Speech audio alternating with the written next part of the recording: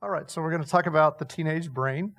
And really kind of the take-home on this is a little bit of a presentation I did about a year ago, and then I've added a little bit to it. People are pretty interested in this. One of the questions people ask a lot is, why does my teenager make such stupid decisions? And why don't they not seem to be able to control their emotions? Are they impulsive? Why do they do these things when I seem to have told them the right thing to do and they don't seem to be able to do that? So girls are really dramatic, the guys are impulsive and hyperactive.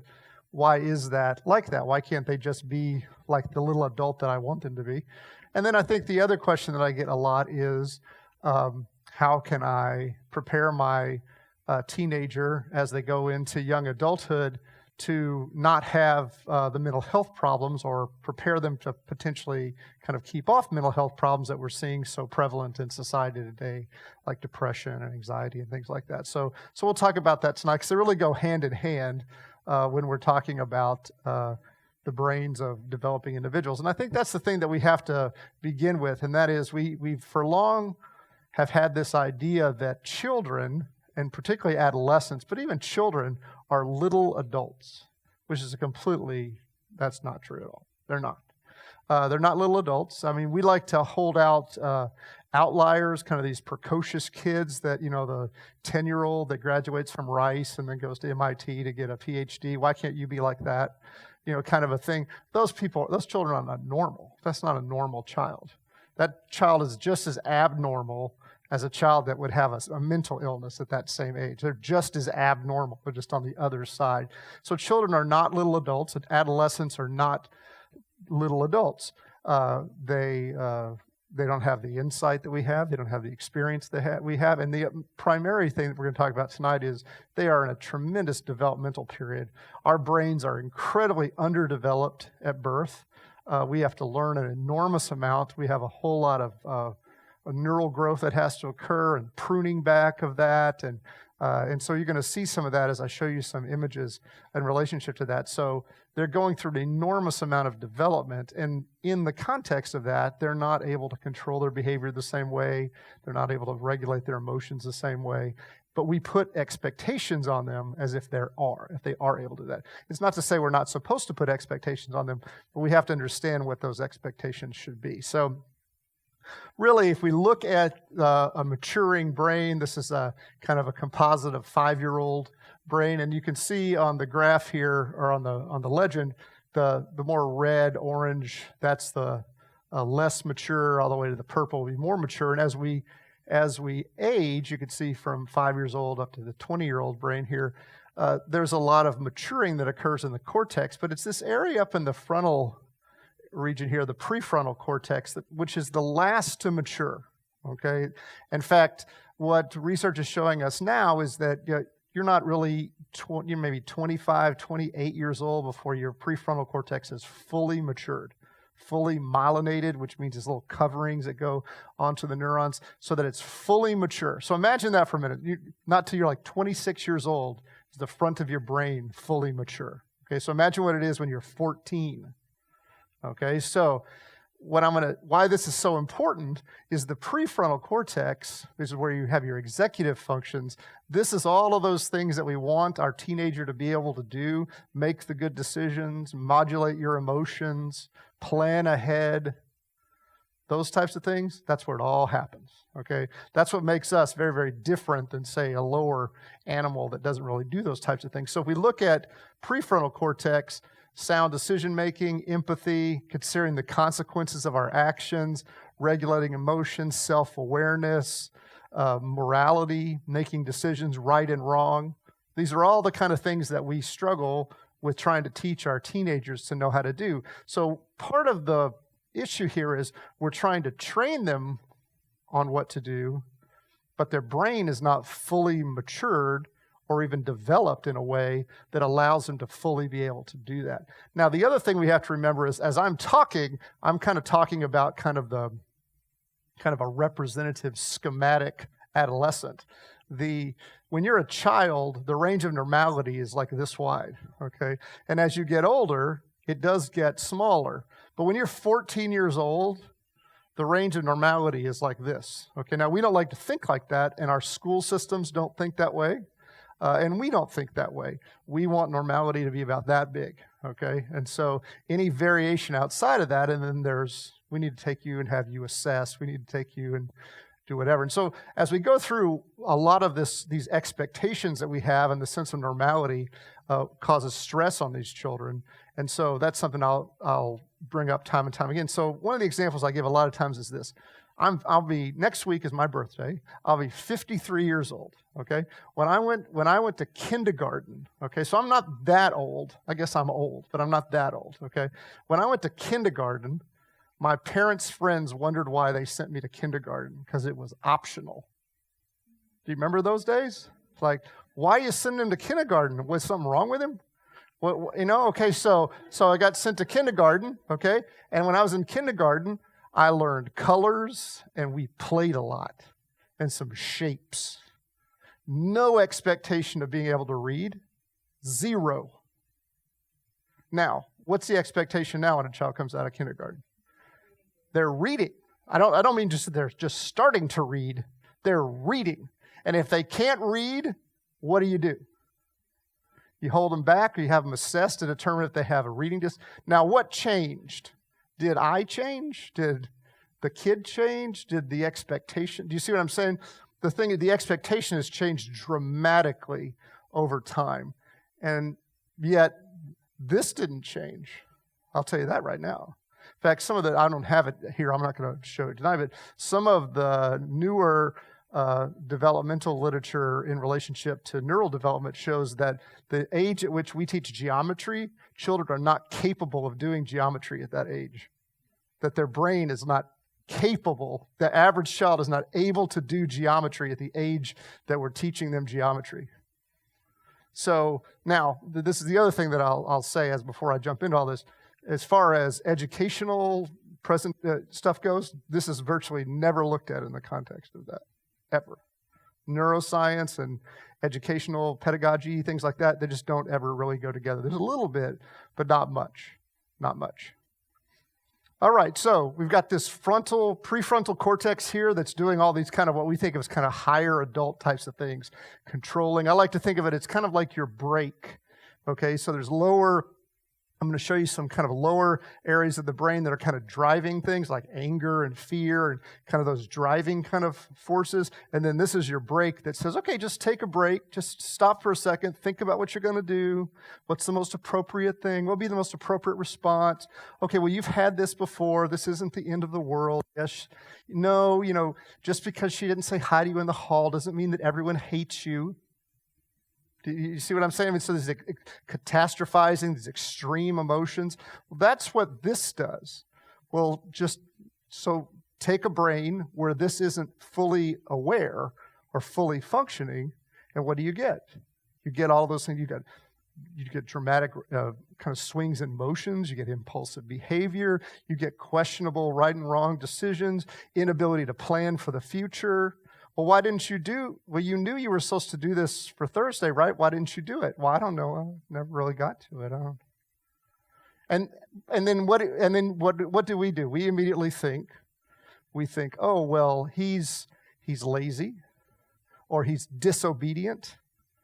Did you see what I'm saying? We don't think, oh yeah, his brain he's not fully matured yet in the brain, and so maybe because we want to treat all of our children, in fact, we want to treat every child exactly the same. We want to put them in exactly the same class. We want them all to perform exactly the same. And all you have to do is have more than one child to realize that that's not true. I have 4 children, and it's absolutely not true. They're all very, very different. So now let's look at another area of the brain. We'll kind of throw this into the mix as we're going through. This is the amygdala, this little red guy here. This is you're looking straight on at the brain here. This obviously it's looking at it from the side. So here in your temporal lobe is the amygdala. It just means almond. It's a little almond-shaped nucleus. And that's involved in arousal, assessing threat. We all have it. And so whenever you are in any situation, you're constantly kind of looking at the environment, trying to assess whether something's a threat or there's something to be feared. This is where you get that fight or flight response. You're constantly assessing that. So a lot of that has to do with the experiences that you have. So obviously, if you have a lot of experiences and you go into a situation, well, then you can pick up on that situation and tell that that's not a threat. But if you don't have a lot of experiences, that's hard. as a child does, but you're assessing threat, and it helps with your arousal. So now, if we look at the brains of adults versus children or adolescents, teenagers, and we have them look at emotional faces. You have them look at a set of faces and try to determine what the emotions are being expressed, okay? And when you have adults do that, it's the prefrontal cortex, that part that I told you about that develops so much later in maybe 26, 28. The prefrontal cortex is where they primarily activate areas to determine what the emotions are that are going on. The teenagers, on the other hand, the primary activation's in the amygdala, okay? Now, there's clearly amygdala activation here, but the prefrontal cortex is in control. Remember, like I told you, it's the brake. In the teenager, this isn't all developed yet. And so it's the amygdala. It's very kind of primal, instinctual, kind of, it's just action, okay? And it's very black and white. It's anger, fear, anxiety. It's all these kind of very primal types of things. And so what happens in the adult is the amygdala is activated, the prefrontal cortex assesses that information, and you get a very balanced response. Oh, I saw Susie in the hall, and she just walked right past me. She didn't say hi. Oh, she probably didn't see me. Or the amygdala is overactivated, the prefrontal cortex isn't there to assess what's going on. I saw Susie in the hall, she didn't. I bet she and Jenny, I bet they're talking about me. I bet they don't like me anymore.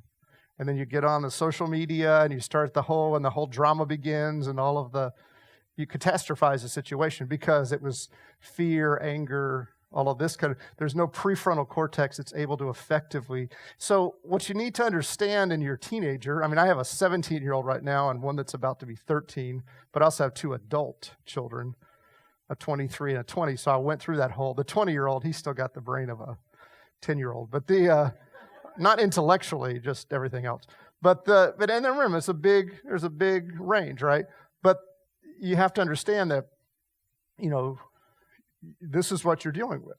You're dealing with an immature, neurologically immature brain. And so the expectations that you put on that brain have to be realistic. Have to be realistic in general, and they also have to be realistic in relationship to that particular child. Does that make sense? So you cannot have the same expectations. You can have some general expectations. You can't have the same academic expectations necessarily. You can't have the same emotional expectations. You can't, and that's okay. Okay, it isn't letting somebody, quote unquote, off the hook. Now again, there's a certain aspect of helping a person or helping a child develop by giving them responsibilities and giving them the opportunity to fail or do well and move forward. But that's another thing that we're losing today is the ability to fail. We don't allow our children to fail anymore. And so the first time they fail is much, much later, and then they're not able to. And we'll look at some of that as we go through. So this is, when you think about how a teenager acts, particularly kind of that preteen, early teen, dramatic, impulsive, this is the issue. Immature prefrontal cortex, and kind of a amygdala that's just kind of running amok, just kind of telling them that it is fear, it is threat, it is that fight or flight kind of a thing. So the next time your child overreacts to something, it's their amygdala. And it is real to them. Like you're saying stuff, well, you just need to calm down. Well, no, you know what? That's a statement for your prefrontal cortex. That's not a statement for the amygdala. The amygdala doesn't calm down because it assessed threat. And so now it's acting, I'm never going to get into that. That's a conversation that we have far too often with our children now, way too young. You'll see, I'll talk about some of that as we go through, but, a 14-year-old child should not be worrying about where they're going to go to college yet. They just shouldn't. But I see kids all the time here that their parents are afraid that they have some kind of learning issue and, because they're not doing well. Well, you know what? Maybe they just aren't that smart. That's okay. We all vary in IQ, right? We don't like to say that. We don't like to say that. I know that everybody likes to just imagine that we're all exactly the same, but we're not. Some of you in here are much smarter than other people, and that's okay. That doesn't mean your value is in God and how He sees you, not in your IQ, but it's okay. Not everybody's going to go to, Rice. MIT. That's okay. It's okay to go to wherever. That's fine. It's okay not to go. So again, that plays into this as we go through and look at some of this. All right, so now let's talk a little bit about disorders, and we'll kind of bring this all back together, because what are we seeing disorder-wise in the context of this? Because obviously, as you start to put more expectations on children and stress, and their brain is trying to develop, in some instances, you're going to see some disorders. And so these are your most common disorders in adolescents. ADHD, which we hear about all the time. Anxiety disorders. Now, anxiety disorders are the most common disorder in adolescents, okay? So ADHD is the most common disorder in children, okay? Overall, these are the more common of all the disorders, but this is the most common that you see in teenagers, okay, are anxiety disorders, okay? So like generalized anxiety disorder, obsessive compulsive disorder, things like that, okay? Panic disorder. Mood disorders, like depression. Depression can happen at any age. I'm going to show you some really scary data here in a minute. Disruptive behavior disorders would be like conduct disorder, oppositional defiant disorder, things like that. Okay, this is where you think of your child as, becoming a criminal or something like that. Again, these don't happen, they're not prevalent, like everybody. This is very common, and this is very common. And then eating disorders, much more common, 10-to-1 eating disorders, female to male. It's very rare to see eating disorders in a male. You have 10 times more women, young girls. But the age of onset of these disorders are very young. 50% of all chronic mental health disorders are in place by the age of 14. Okay? So think about that. So if a person's going to say have obsessive compulsive disorder, about 50% of the time that's in place by the time they're 14 years old. And 75% are in place by the time they're 24. Okay, so that's young. That's very young. So the age of onset of, there's just some different disorders, really is in the teenage years. Okay, now what's happening in the teenage years? Puberty, right? So now you got this developing brain, and all of a sudden it's just bathed in hormones, okay? So now they're becoming kind of sexually aware, and so you also have a lot of stress, because what happens about this age right here? You ship them off somewhere, and they probably live by themselves for the first time ever. And now with that really immature prefrontal cortex, they get to make decisions like, should I stay out all night tonight? Or should I drink this whole bottle of tequila? Seriously. Or should this be my first sexual experience? I know you moms don't want to hear that, but I mean, and then so what happens, a lot of times people will get into that first, second semester of college, and the stress is so significant it causes a mental health problem to manifest, and then they have to come back. They're not able to. It's very common. Nowadays, if you go, I've worked in universities most of my career until I came here. University counseling centers now are like community mental health centers. They used to not be like that. They used to be counseling centers that offer counseling for people that are struggling with some relational issues, struggling with some test anxiety issues, things like that. Now they have full-time psychiatrists, full-time nutritionists. They're like a community mental health center. They see people showing up from high school being treated for psychotic disorders, bipolar disorder. In the past, those people weren't able to get into college. They were filtered out through the secondary system. Not filtered out in a bad way, like there's something wrong with, they're bad. But I mean, they weren't able to be successful enough to get into college. But our secondary system is so weak now that almost anybody can get into college somewhere. So now the universities have to spend a fortune on mental health systems within and this is why, because this is when it all happens right here, okay? Now think about that. Again, that's a developmental issue, okay? So you have a developing brain. It's trying to deal with the world, and all of a sudden you throw a bunch of hormones and stress on top of it, and if it doesn't have coping skills and abilities, it's not going to work. And so we're going to go through and look at some of that. So what causes a mental health problem? What causes someone to have OCD or something like that? Well, it's a combination of biology and environment, okay? I mean, in some disorders, it's much more biological. In some disorders, it's much less biological. So something like schizophrenia, extremely heavily biological, a very small aspect of it's environmental. okay? If you look at something like depression, it could go either way. You can have depression that's very biological, very endogenous, very innate. You have depression that's very environmentally driven. So, but it's always a combination of the two. So a person, all of us are born, this is called a diathesis-stress model. Diathesis just means vulnerability. So we're all born with some vulnerability. Some of you are born with vulnerabilities for cancer. Some of you are born with vulnerabilities for diabetes, whatever, okay? We all have vulnerabilities. So we have some genetic predispositions for certain mental health problems. Maybe depression runs in your family, or anxiety, or alcoholism, or whatever. It doesn't mean you're going to have it. It just means that somebody passed on to you a set of genes that kind of matches up with that, okay? Some of us are born and we have childhood trauma. Some of us are beaten. Some of us are in poverty. Some of us different things. Some of us live in a wonderful environment, okay? Some people have trauma, physical trauma in utero. Their mother smoked or exposed them to certain toxins or whatever. She got sick. Things like that might happen, okay? So you're born with some vulnerability.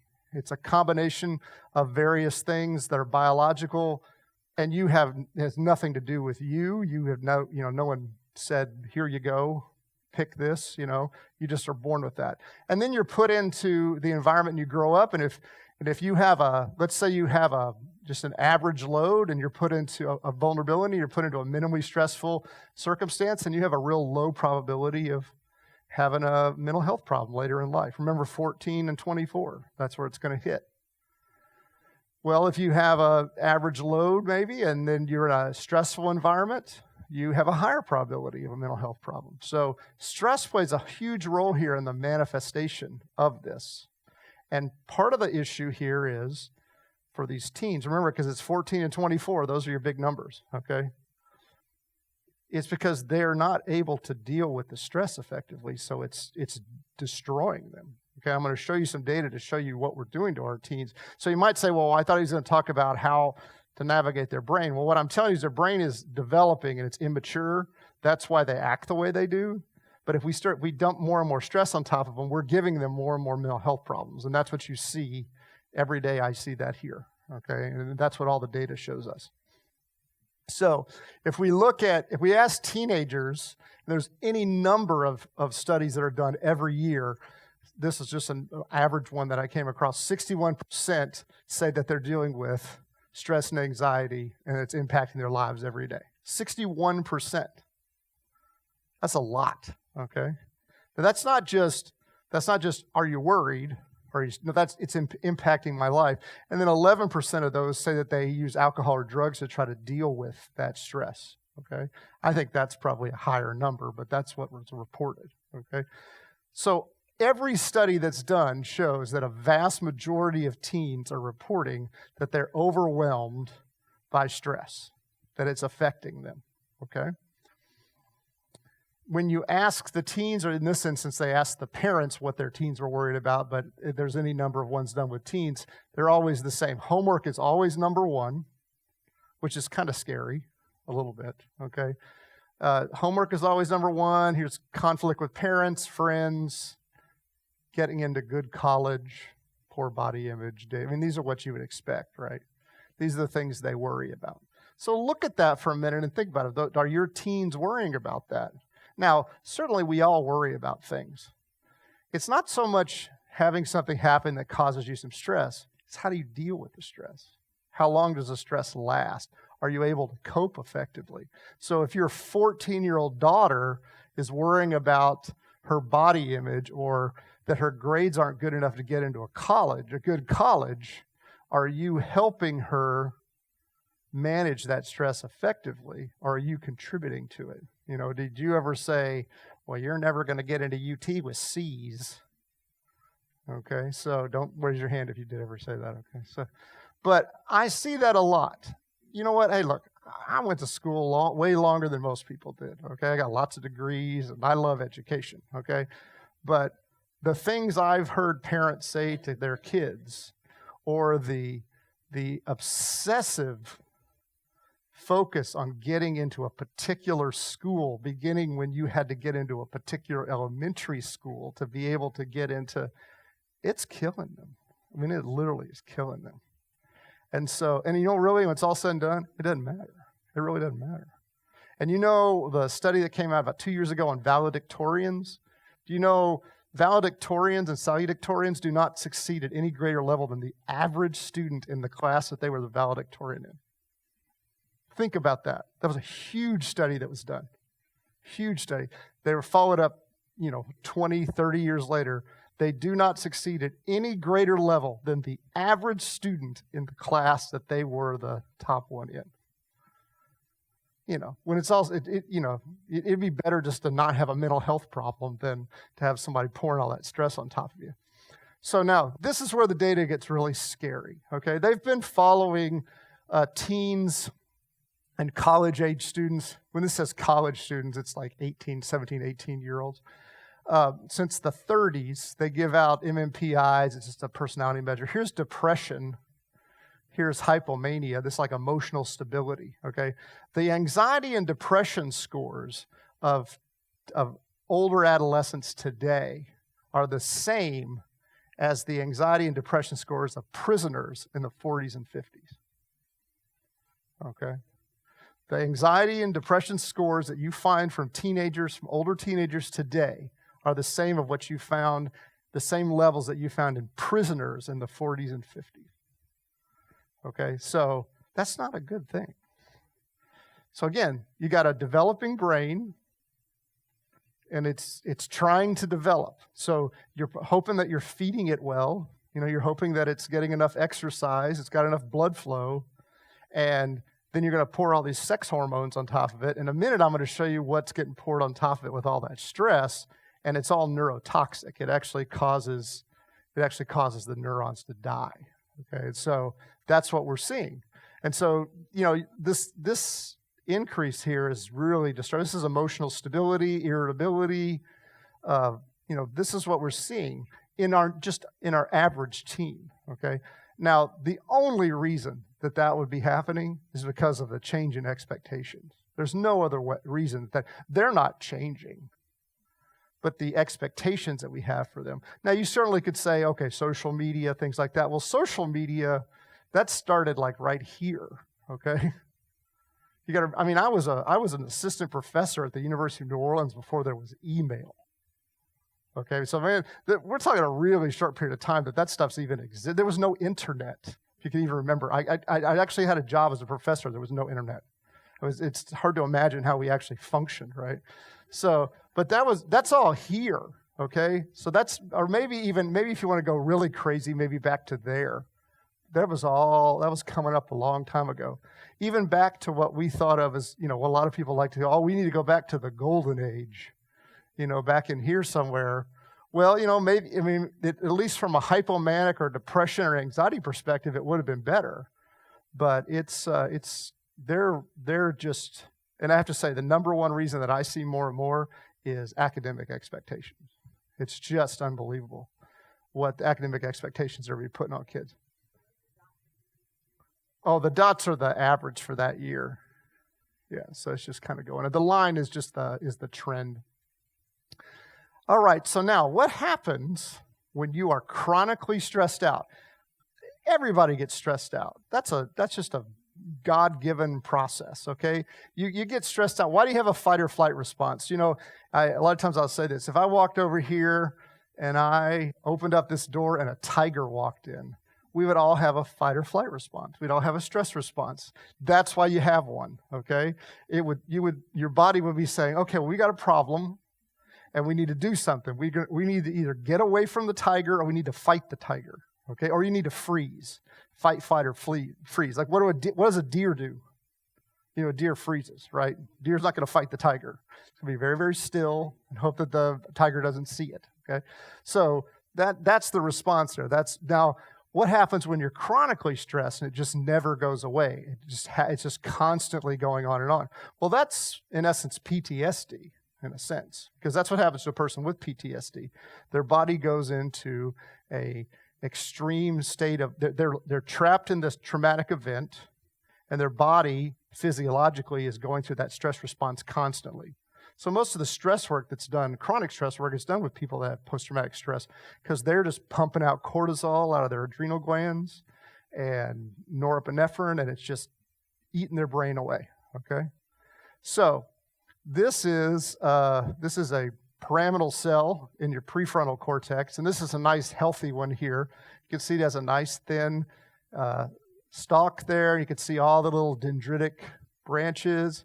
This is one that's been an individual that's been exposed to constant stress, so they're just pumping out lots of cortisol. And you can see it's kind of funky there and doesn't have as many branches. And that's what happens when your neurons are exposed to cortisol constantly, which is your stress hormone that you release out of your adrenal glands. It's neurotoxic. It starts to kill your neurons. So if you look in your hippocampus is a organ in your brain or structure in your brain that's involved in memory. Okay, and so this is what the cells should look like normally. It's a nice kind of laid out here. This is what they look like after they're exposed to chronic stress. Now again, it's not just one stressful event. It's chronic, ongoing stress. And this area is particularly sensitive to cortisol. And so what happens with the individual who's stressed out all the time? Well, they start having memory and concentration problems. Well, that's because their hippocampus is getting eaten away and their prefrontal cortex. Prefrontal cortex, that's all attention. Okay, so now think about it, even when you're stressed out. So imagine that you're going to have to take a test, and you're studying. And you have a little anxiety, and that's good, a little anticipatory anxiety. That's a good thing. But what happens if it gets to be too much? It affects your concentration, your attention, right? Okay, that's not good. Well, imagine if that just keeps going on and on and on and on. It never stops. So you go take the test, and even if you make an A on it, it's not good enough for you, because now you know there's just another one coming. I'm only in the 7th grade. My mom says if I don't make all A's, I'll never get into UT like my dad did. Now I'm not picking on UT. I mean, occasionally someone says A&M, but around here it's always UT. So and I won't name off the lower level schools because I'll really tick somebody off in here if I do that. But there's a whole set of them around here where I've had literal parents of children, like preschool age children, concerned about where their kid is going to get into school so they would then get in down the road into the right college, and the kid's like 5. Okay, well, I mean, the only college you're going to is mental health college, because that's a bad route right there, okay, if we're already worried about that. So then if we look at the amygdala, just the opposite happens. So you're stressed out, cortisol's pumping, but remember what the amygdala does? The amygdala looks for threat, so it's being activated. It's super excited, and the neurons there actually grow, and they get bigger, and they get more branches so that the amygdala now is more active and more overactive and makes more cortisol be released. And now even the smallest little thing becomes a threat or activates you to fear and anxiety. So it's like this horrible loop. So again, back to what we talked about before, you got this really underdeveloped, immature brain. Now the reason that we're born like that is because only one animal in the whole world has a bigger body to brain ratio than us. What is that? It's not an elephant. That's the measure of intelligence, is how big your brain is in relationship to the size of your body. There's only one animal that has dolphins. Dolphins' brain is really, really big in comparison to their body size. Our brain is huge in comparison to our body size. But that's once it's grown. It's not like that when we're first born, right? You know how you have first off, you ladies, you know how we have the little groove on our skull, and it's able to close. It has to close up later. Well, that's so that you don't die during childbirth, so you can have this big-brained kid, right? Because we're going to be really smart, and then it grows and grows and grows. We have this massive growth early on, and then there's a pruning back. And so we're born with a brain that's pretty immature but has the opportunity to grow huge. And that's what you're seeing as your child moves along. And so the problem with teenagers, we don't see the problem so much with children. If you've got a 6-year-old and he's kind of impulsive and forgets things, we kind of think that's kind of funny, kind of cute.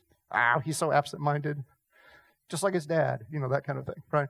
Well, now if he's 15 and he forgot to turn his paper in for the 3rd time, because he's 15, so he should act like an adult, right? That's the thought. That's the expectation.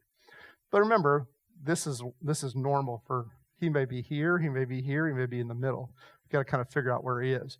So now you take that growing brain and you throw a lot of cortisol on top of it because of the expectations we have, back to this type of thing.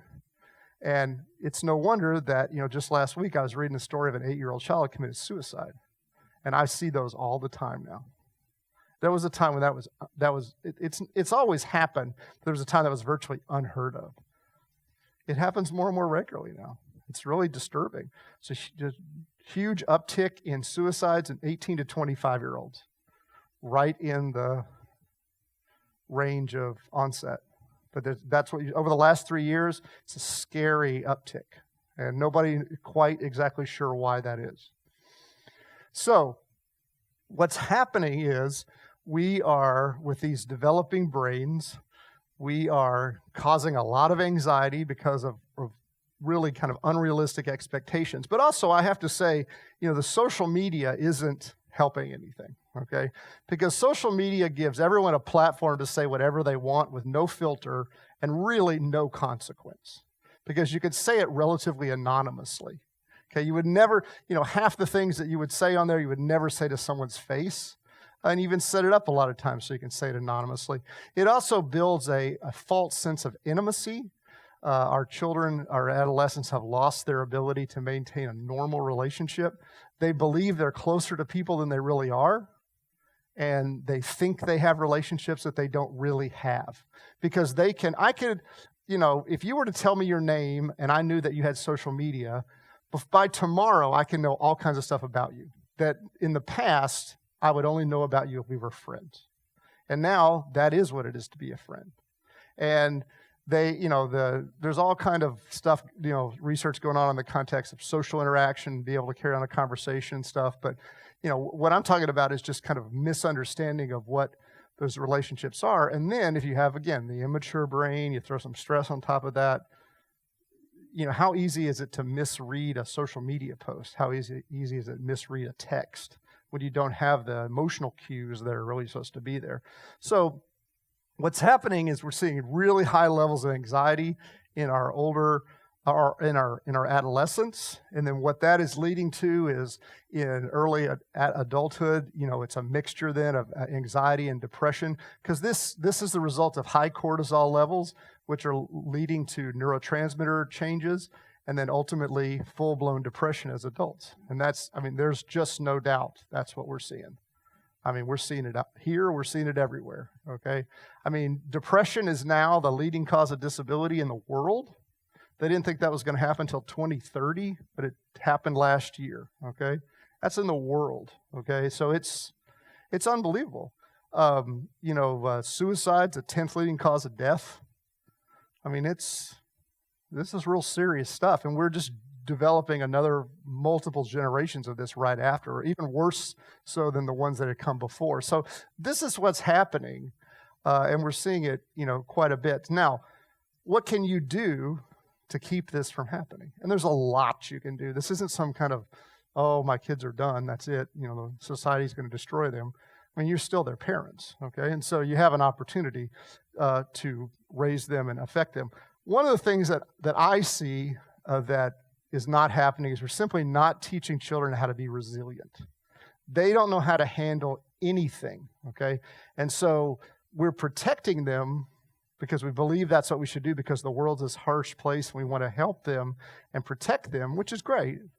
But then what happens is they're not able to manage stress. You have to learn how to manage stress. We're all going to have stress. I have stress all the time. So you have to learn how to manage it. And so it's not whether stress will come, it's how you manage it. So what are things that you can do for your child? I'm going to go through some real specifics in a minute, but loving and supporting environment. Obviously, if a child comes from an environment that isn't supportive, well, then they aren't as resilient as, that's an obvious, right? But positive relationships, attentive parenting, if they have absentee parents, that's another problem. Pro-social romantic attachments. Okay, so this is part of the problem with this kind of serial dating that we see. Not that I'm against dating, but if your daughter is just jumping from, and I'm not saying she's loose or anything, I'm just saying she's just jumping from guy to guy to guy, and it's just dramatic breakup after breakup. that's killing her from a stress perspective. Do you see what I'm saying? Because that's not a healthy way to date. That's not a healthy way to do anything. But that's not a pro-social romantic attachment either. I mean, that basically is just telling her that every romantic relationship she has is going to end in disaster. Do you see what I'm saying? So how long do you wait till you let your child start to date? Are you involved in who they date? Now again, these are decisions you have to make for each family and each child, and depending on their maturity, but you have to be involved. Do you see what I'm saying? You can't just let that run amok. Avoiding the repeated exposures to stress. We're going to talk about that. Avoiding early entry into adult roles. 12-year-old kids should not be worrying about where they're going to go to college. They just shouldn't be worrying about that. And they also shouldn't be worrying about whether you and your wife are having marital problems. They shouldn't see that. They shouldn't be concerned about whether you have financial issues or not. They shouldn't even know. They should think, every 12-year-old should think their parents are rich, whether they live in a cardboard box under a bridge or this should have no concept of whether there's a children and a teen should not be involved in adult issues within the family. So again, these are things that they seem like obvious, kind of common sense things, but I'm just telling you, we are so separated as a society now from one another that, you come home and you just dump it all out and let the kids just deal with it. Experiencing of overcoming manageable life challenges. You know what that's a fancy way of saying they know how to fail. That's what that means. It's a real fancy way to say it. Experiences of overcoming manageable life challenges. You don't get a trophy if your team loses because they lost. You're not a loser, but your team lost, okay? But that's just how it is, That's just, again, if they want to get a participation thing, that's great. But it's not equivalent. It's not equivalent to winning. There's nothing wrong with winning, but there's nothing wrong with losing.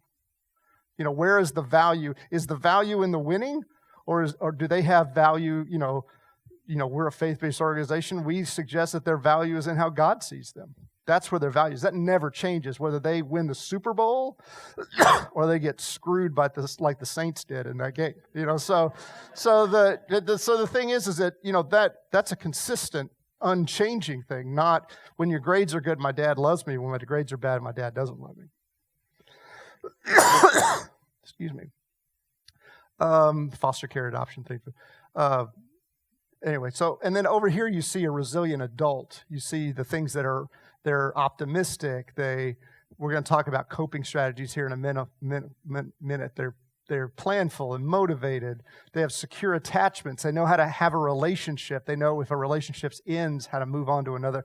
So that's what a resilient adult looks like. I'm sure you know adults that aren't even resilient.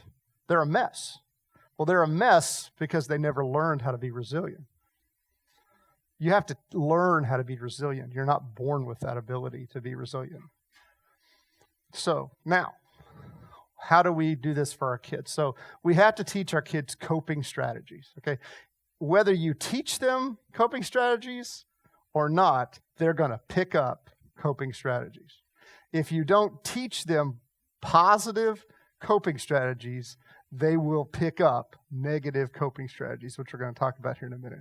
I promise you, everybody copes in some way, okay? Whether it's in a good way or a bad way. So this is just a learned pattern of behavior that's going to help you deal with stress. So imagine your 15-year-old daughter or your 15-year-old son, and something very stressful happened to them, or something that they consider stressful. Because remember, what they consider stressful, you might look at and go, that is really meaningless.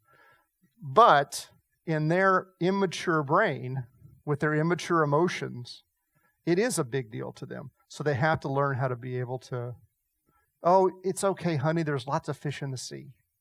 That might work with your girlfriend, but that's not going to work with your 14-year-old daughter, because in her mind, that's it. He was the one. He was the one. I was going to, I remember the first girlfriend I ever had, I really thought I was going to marry her. I really remember that I honestly thought that I would marry her. Wow, what an idiot. But that would have been horrible. That would have been horrible. But you really, really think that, okay? And that's because your brain is not the same as the brain that you have now. So coping strategy, active coping.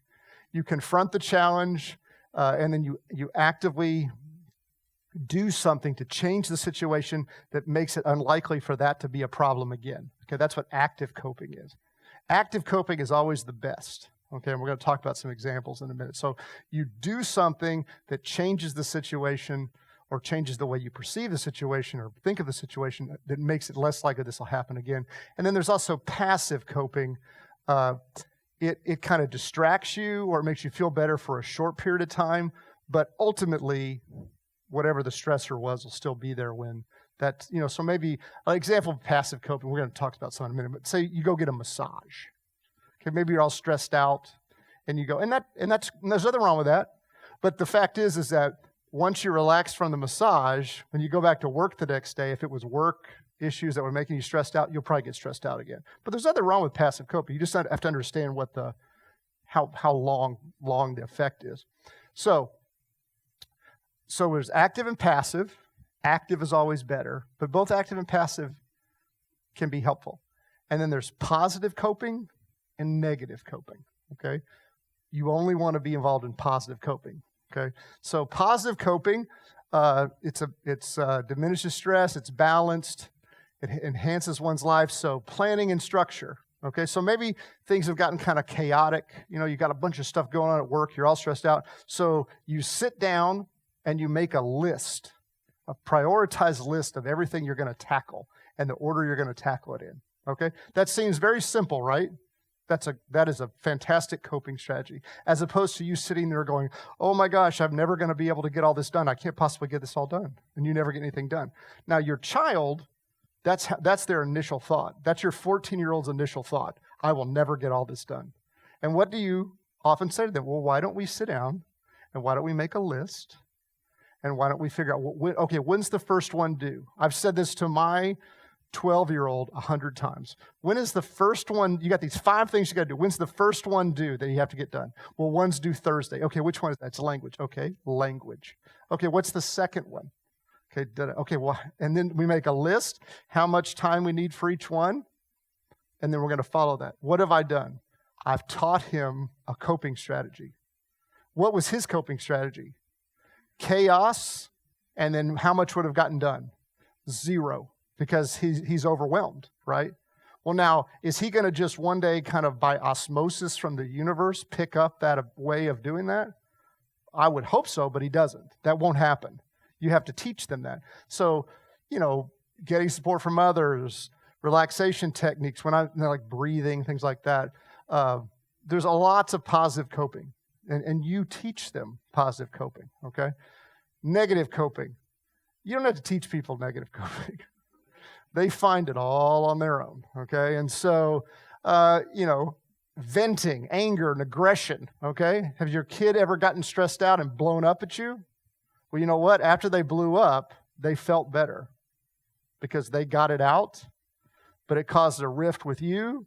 It didn't help with whatever the stressful event was initially. It only caused other problems. That's what negative coping does. It causes its own negative consequences in addition to whatever the original problem was. And so here's a big one. That's a really big one for people today. Here's another big one, okay? Here's one that's real common with kids, with teenagers. They're stressed out, so they go lock themselves in their room. They isolate themselves.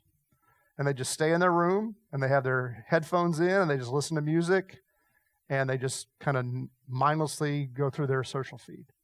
Isolation. That's a classic negative coping strategy. Nothing is getting any better, and the stress level is not going to go down. So, and then self-blame. Well, the reason that all this is happening is because I'm just stupid.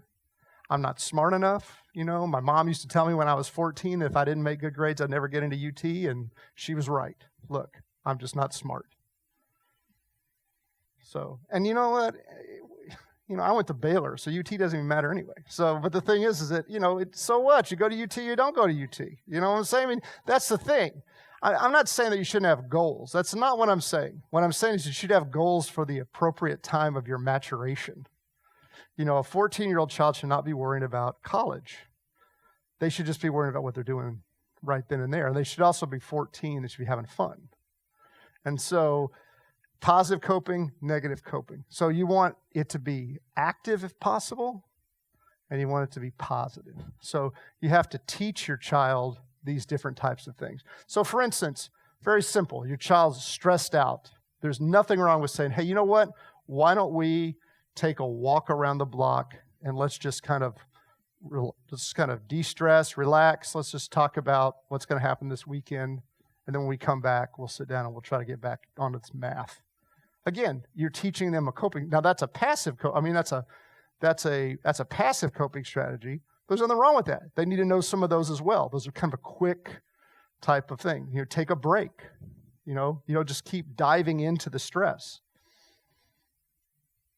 Okay, so now let me show you some real simple things, but you have to do them and you have to do them consistently, okay, with your child. And it's never too late. It doesn't matter how old your child is.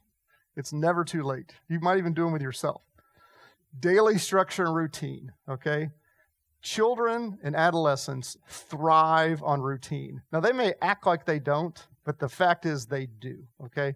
And when I say routine, you're not going to agree with me when I say this, but I'm just telling you this is what works. They need to go. When they come home, from the time they come home to the time they go to bed, there needs to be a structure on what happens, and it needs to be very consistent, and it needs to be almost exactly the same every day. Now, it's going to vary from age to age. I got a 17-year-old who works constantly, loves to work. He just likes to make money, and he works, and he does great in school. So he works. That's going to be a little different than my 12-year-old who doesn't work. You know what I'm saying? But like my children, again, I'm no great parent. I'm not using myself. I'm just telling you things that my children, my 2 adult children always complain to my wife and I now that we ruin them because we always made them go to bed at the same time and early. And now whenever their friends at college want to go out, they're tired and they don't go out. They say, I want to go to bed. So they still go to bed at the same times that we used to make them go to bed when they were all the way through their lives. Okay. Now, the thing is that you should always go to bed at the same time and you should always get up at the same time. You will sleep better if you do. You go to bed even if you're not tired and you wake up at the same time every morning. And you do that every day and your body will sleep better. You'll get more rest. It's just a fact. Your children should do the same thing. You should have them do that. You should control their social media, their games. So the daily routine and structure. So 13-year-old kid comes home. How much time does he have to play Fortnite? If you don't know, that's the popular game. So when does he start working on his homework? Do you make sure that his homework is complete? Oh, well, I want him to learn responsibility, so I put that on him. Okay, well, good luck with that. So, but I'm just telling you, their routine and structure, it makes a huge difference, okay? What does routine and structure do? Reduces stress. And why? Because it's predictable. So if you go into neighborhoods where there's a lot of violence, there's a lot of single parent families, and that parent has to work multiple jobs and they're never here, a lot of latchkey kids, stress through the roof, okay? No predictability. You want your child to know what's going to happen in the next minute. They don't have to worry about that then. They can worry about being a kid. Resiliency and coping. Excuse me. You teach them to be resilient, okay? You sit down with them and you teach them, you talk through these situations, like, the taking a walk to relax or prioritizing things or understanding how this relationship went and now, what's going to happen now. You teach them these as opposed to, your son eats a gallon of ice cream every time he gets upset, which I see that, okay? Or he starts drinking, So, that we see that a lot too. You have to reduce distress and conflict between married couples. You cannot be arguing in front of your kids. You cannot bring up your problems in front of your kids. It doesn't mean that you're saying there are no problems in the world. It just means that they're not old enough and neurologically mature enough to deal with that. Okay, so why would you put that on them? So if you have financial issues or any of these other things, they simply cannot be privy to that. That's not something that you talk about in front of them. Now, if you have financial issues and you need your children to help you budget, Well, that's just part of a wonderful budgeting exercise. That's not, oh my gosh, we're going to be thrown out of this house unless you cut back. Or we can't put you in baseball this year because blah, blah. You know what I'm saying? It just becomes a budgeting issue. It doesn't become some kind of horrible stress situation. So these have to, we see this a lot too. We see parents that are in conflict, leaches out onto the children. So you have to set up a routine and structure in your house every day for your child, and on the weekends too. Oh, well, he should learn how, you know what, these kids today, these are all quotes I've heard. These kids today, they don't know how to have fun anymore. They just sit in front of those videos. They got to learn how to get out there. You got to teach them how to get out there and go do stuff. Somebody taught you, believe it or not, like your dad took you out and threw the ball with you, or your mom took you to dance class, or what, you know what I'm saying? That's the thing. So structure, routine, coping strategies, get the conflict and the stress out of the house. Safety issues. Safety, just like structure and routine, is where a child thrives. A child needs to know that their home is a safe place. And you think of it as it's a relaxing place. When they come home, no matter how bad the day was at school, it's a safe and stress-free environment. And so just take the time to ask them, ask the open-ended questions. Don't ask the yes or no questions. How was school today? Fine. What'd you do? Nothing. But the thing is that even if you just do that, probe and find out what went on today. What's going on? Is everybody getting along? That's one of the things I ask my son all the time. Is everybody getting along? Oh yeah, these two kids got in a fight. Well, any of your friends get in a fight? You know what I'm saying? So you start to kind of get a sense of what's going on, So also trying to find out whether they feel safe. Do they feel safe at school? Or do they feel bullied? Do they feel picked on? You don't have to be physically bullied to feel unsafe. You know what I'm saying? And that doesn't mean necessarily that you feel like somebody's going to hurt you, but you may feel devalued. You may feel like you're not as good as everybody else. You just want to kind of probe and kind of every day. You want to kind of, and I have to say, the best place to do that, the dinner table. Something that just doesn't happen very often anymore. I know I sound like I'm old-fashioned here, but the reality is, if your family eats together every night, it makes a huge difference, and the data shows that. It makes a huge. You might say, well, they're all so busy. Well, they might be too busy. That's the thing. Like with our kids, again, I'm no perfect parent. I've screwed my kids up left and right, believe me. We would always allow them to play one sport at a time, because it couldn't be multiple things. Like I know kids that are on, and you might say, oh, well, I had a son that went to college on a basketball scholarship. So, I've got good athletes, okay? So the thing is that, but still, him going to college on a basketball scholarship isn't worth his mental health. It's one at a time. You're not going to be on the football team and then working on the basketball team and this and that and all that kind of stuff. Academic issues, and this is a big one that we see a lot. So you need to get to know their teacher, but not because you want to hold his or her feet to the fire to make sure that they're teaching your child, which is unfortunately what I see a lot, teaching your child and getting your child ahead. You want to get to know the teacher so that they can be another set of eyes to help you watch your child, to see how they're doing. If your child is struggling, tutors are great. After-school programs, that's great. And as I told a family that came here, and they had their daughter in a very exclusive school here in town, and they were pushing her, she's going to go to UT or whatever it was, and all this kind of stuff. And I said, maybe that's not the right school for your daughter. Maybe she needs to go to a school that doesn't have such an accelerated curriculum. Well, I might as well have told them that, the daughter was going to be homeless, crack prostitute or something. It was horrible. They didn't want to hear that. But that's the thing. If your child's struggling in the school they're in, you need to determine why they're struggling. And if the school, it is okay for the school to be too difficult for your child. That's not any negative on your child. Your child's mental health is more important than their grades. So maybe they go to the public school. Maybe they go to a different private school.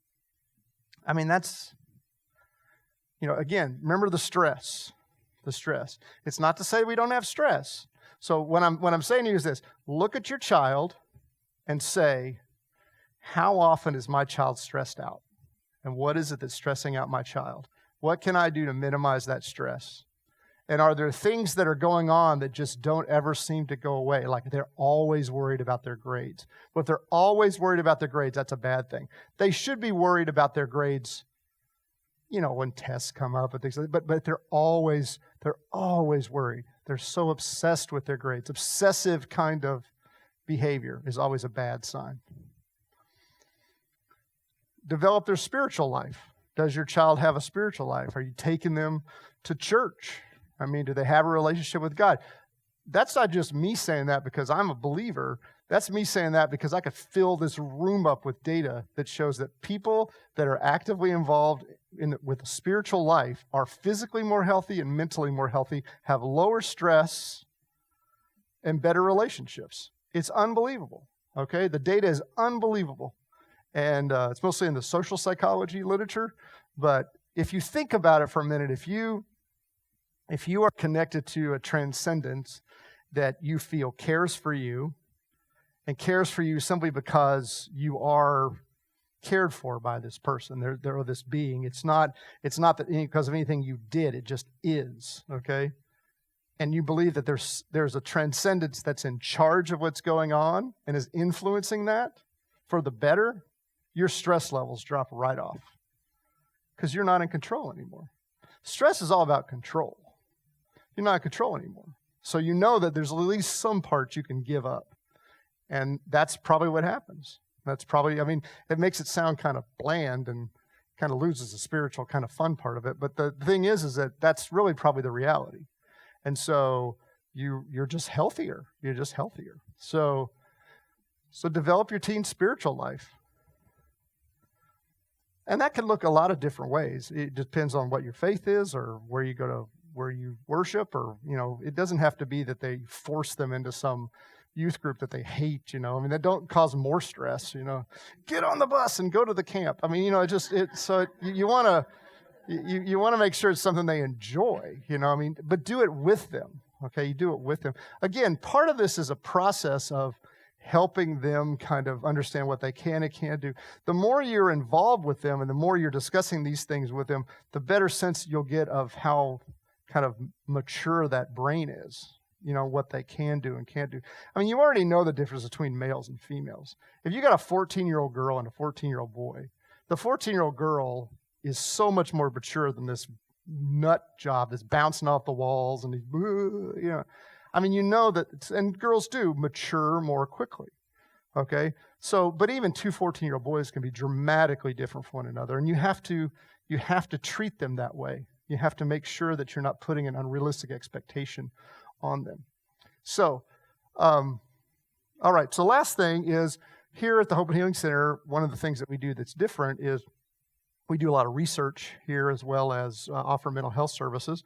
In one of our research fellows, Crystal Collier, she's developing a parenting protocol called the Whereabouts Book, and it is a protocol to help parents minimize risk-taking behaviors in adolescents, so like substance use and those types of things. And so what Crystal, she's well into this now, but what she's doing is she's getting focus groups right now, and she's also having parents look over some of the material and give her feedback. So if you would be interested in helping her with that, ultimately, Crystal was involved in, if you're familiar with the Counsel and Recovery Choices program, she developed that. So this is a parent kind of version for that. And so if you'd be interested in kind of being involved in that, to give her some feedback and help her out, I think we have some handouts out there, but also you can email her here or call her here. And that'd be really helpful, because I think in the long run, it'll be really helpful for parents who are having children who are showing risk-taking behaviors or risky behaviors and helping them kind of control those. All right, well, I went over. I didn't even look at the clock. But the take-home message is this. Teenagers are not adults. They're not little adults. They're kind of a proto-adult. They're growing, okay? Their brains are focused more towards drama, impulsivity, That's just how their brain is. It's not because they're choosing to be that way. They're neurologically driven that way. And what we're doing is we're making it worse for them because we're dumping all kinds of stress on them. And what we're seeing is that stress is causing higher rates of suicide, higher rates of mental health problems. And it's perfectly explainable neurobiologically, but there's some very simple things that we can do that can make a huge difference in their lives. And so, thank you for being here.